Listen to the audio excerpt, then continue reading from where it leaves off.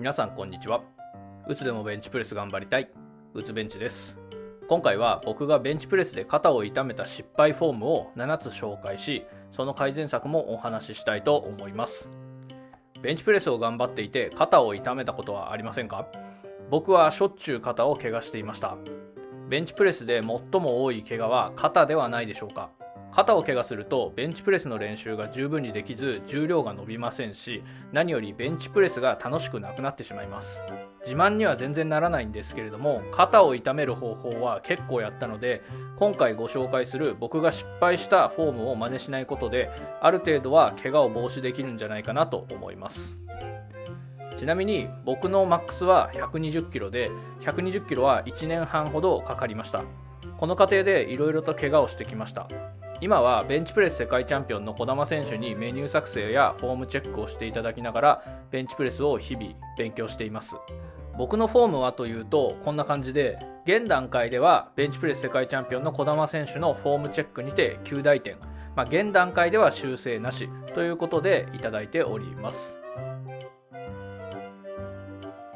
僕のチャンネルではベンチプレスに関する情報とか、僕が実際に失敗した内容だったりとか、普段の練習動画なんかを公開しておりますので、面白かったよとか参考になったよとか、あと応援してあげてもいいよと思っていただけたら、チャンネル登録と高評価をしていただけると大変嬉しいです。コメントもどしどしお待ちしています。基本的に全てお返ししています。それでは行ってみましょう。最初に注意点をお伝えさせていただきます。これからご紹介する内容はあくまで僕の場合はという限定条件になりますので、皆様の骨格とかフォーム、柔軟性によっては当てはまらない方もいらっしゃるということはご了承ください。さて、ベンチプレスで肩を怪我する場合、大きく分けて3つの場所に分かれると思います。それは肩の前と上と後ろです。今回はそのそれぞれの部位に分けてご紹介します。まずは肩の前を痛めるフォーム。ベンチプレスで肩の前が痛くなるケースはかなりの方が経験しているのではないでしょうか。僕も何回も痛くなってます。肩の前が痛くなったフォームは今回3つご紹介します。まず1つ目が脇が開いたフォームです。脇が開いたベンチプレスはバーがボトムにつく前に肩の可動域の限界が来ることが多く、重りで無理やりボトムまで下ろしてしまうと肩を痛めてしまいます。下ろし位置が比較的高い位置にあることも特徴かもしれません。このフォームの改善策としては、脇をある程度閉じてあげることです。脇を閉じてバーの下ろし位置をみぞおち側に近づけてあげることで、肩に過剰なストレッチがかかることを防止できます。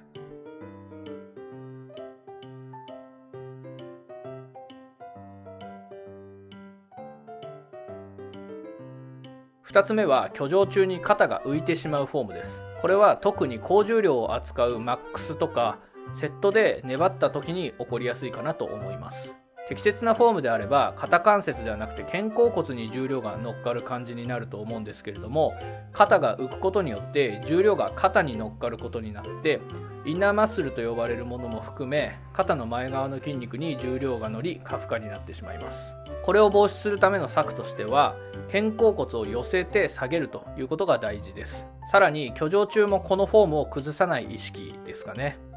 これがすごく難しいですが大事です。ちなみに僕は今でもマックスやセットの最後の方で肩が浮いてしまうことがあります。ここぞという時に時々浮いてしまうっていうのはしょうがないかなと思いますが、毎回そうならないように気をつけたいですね。3つ目は適切なアーチ、ブリッジですね。これが作れていないフォームです。ブリッジが作れない状態でベンチプレスをやるとボトムまでの距離が長くなり、低い場所までバーを下ろすことになるので、より大きな肩の可動域が必要です。僕はベンチプレスを始めたての頃にこの状態でベンチプレスをやって肩の前側を痛めました。肩が柔らかい方はベタ寝でも問題ないかもしれませんが、僕の場合は肩がめちゃくちゃ硬いので、ベタ寝だと肩もそうなんですが大胸筋も突っ張ってしまいます。で、あろうことか初期の頃これをストレッチ感があって効いているというふうに思ってました。これはかなりやばいですよね。当然これは適切な刺激ではなく、関節や筋肉に不必要なストレッチがかかっている状態です。肩が突っ張っている状態で高重量を持てばそこが過負荷になって痛みます。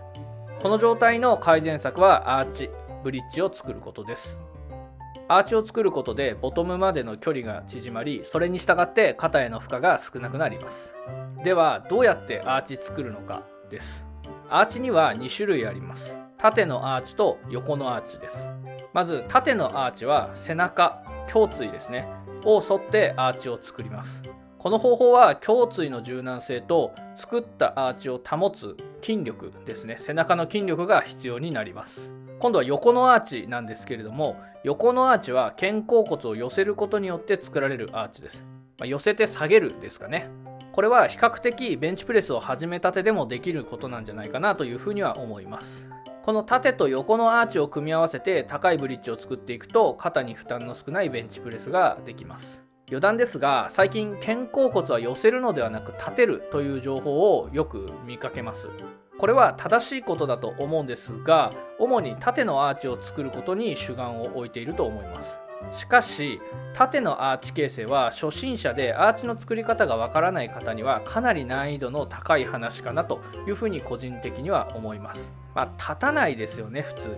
僕もそんなに立ちません。その状態、つまり肩甲骨を立てようと努力しているけど立っていない状態で、さらに肩甲骨を寄せないっていうことをすると、結果的にはベタ寝になってしまうので肩は危険だと思います。じゃあどうするのかというと、折衷案にはなるんですけれども、初めの頃には肩甲骨を寄せて下げるプラスできるだけ縦のアーチを作ってやるというのがいいんじゃないかなと思います。で、練習を続けていって胸椎の柔軟性やアーチの保持力を強化し、最終的に肩甲骨を立てる状態にしていくのがいいんじゃないかなというふうに思います。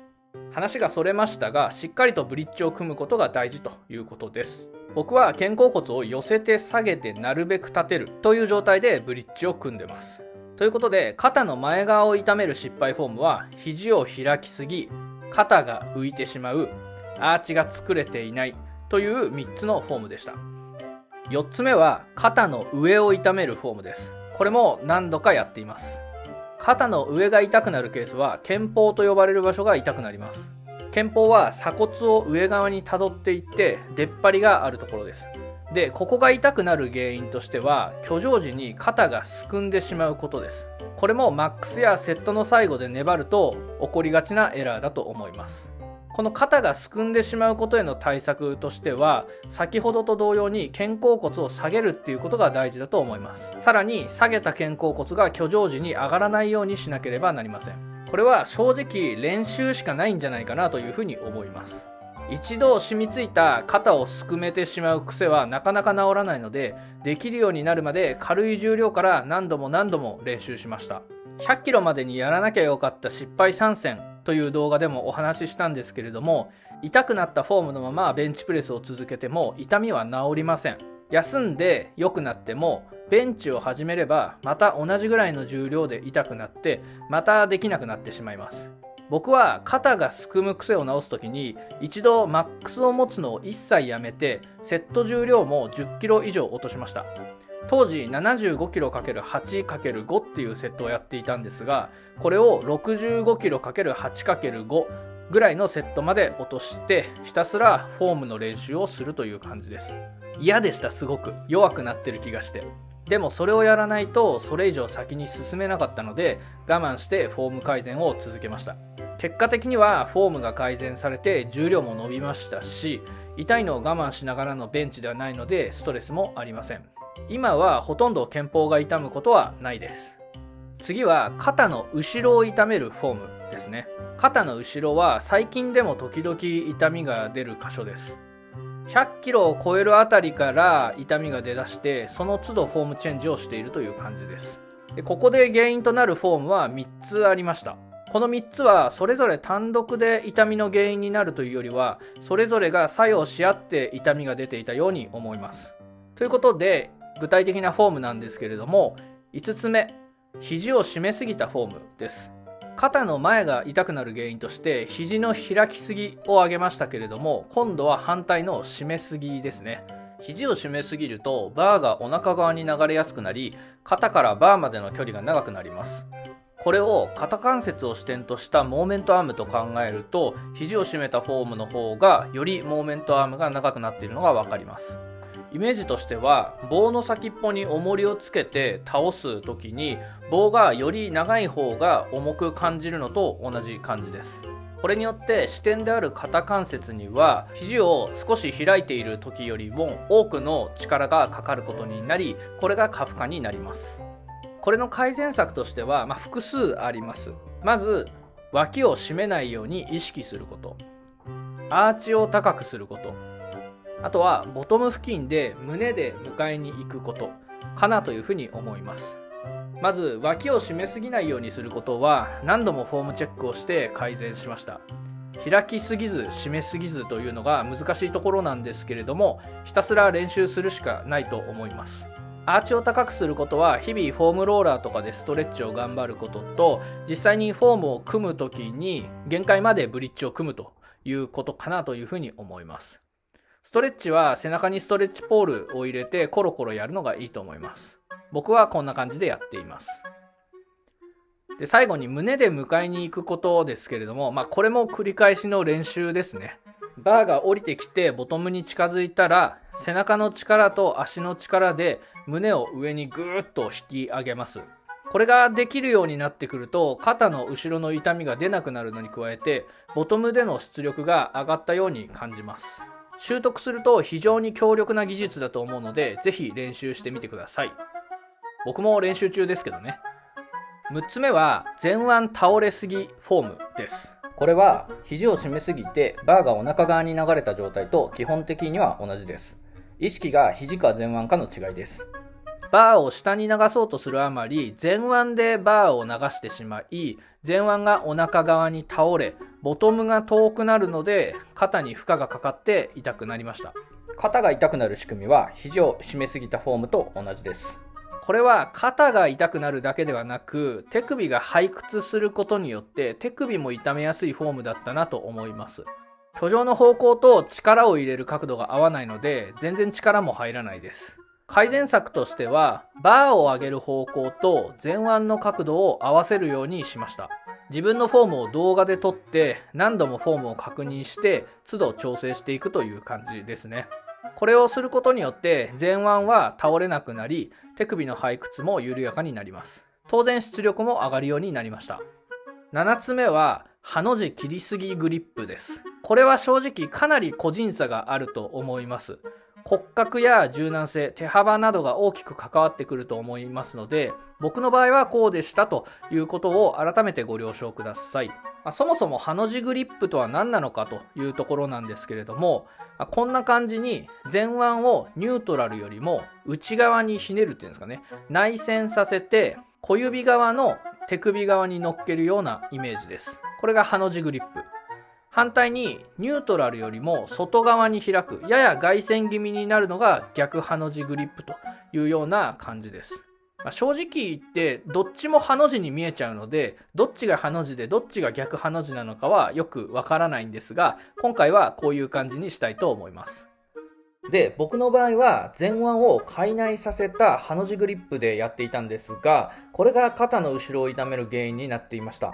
児玉さんのフォームチェック動画でもお伝えしたんですけれども、前腕を開内させたハの字グリップは開外させた逆ハの字グリップよりも肘が後ろに引きづらいです。腕を引いた状態で前腕を開内外させてみると、肩の可動域が変化することがわかるかと思います。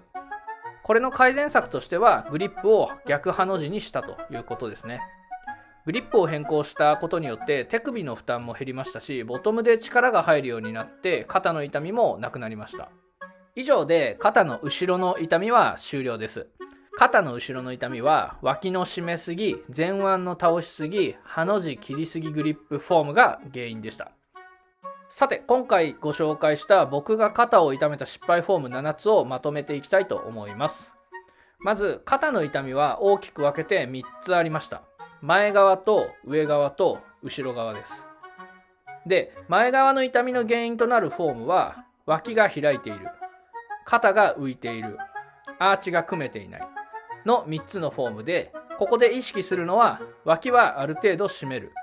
肩を浮かさない、縦と横のアーチを作る、かっこ努力するっていうところですね。キーとなってくるのは肩甲骨を寄せて下げる状態を維持することだと思います。これができると大半の肩の前側の痛みは解決できると思います。次に肩の上側が痛むフォームは肩がすくんでいるフォームでした。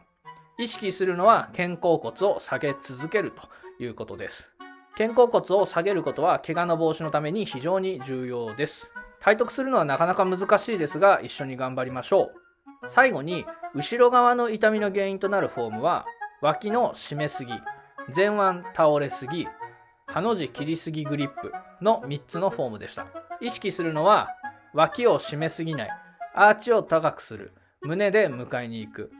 バーの方向と前腕の方向を合わせる、グリップを変更するでした。特にグリップに関してはナイーブな部分だと思うので、ご自身に合ったグリップを模索してください。どのような痛みであっても、痛みが出るということは自分にとってそのフォームは正しくないフォームということだと思います。痛みがないフォームは重量も上がります。今回の動画で皆さんのベンチプレスの怪我や痛みが少しでも減れば大変嬉しいです。今回は以上です。この動画面白かったよとか参考になったよとか応援してあげてもいいよという方はチャンネル登録と高評価をしていただけると大変嬉しいです。これからもベンチプレス楽しみましょう。それではまた次回お会いいたしましょう。バイバイ。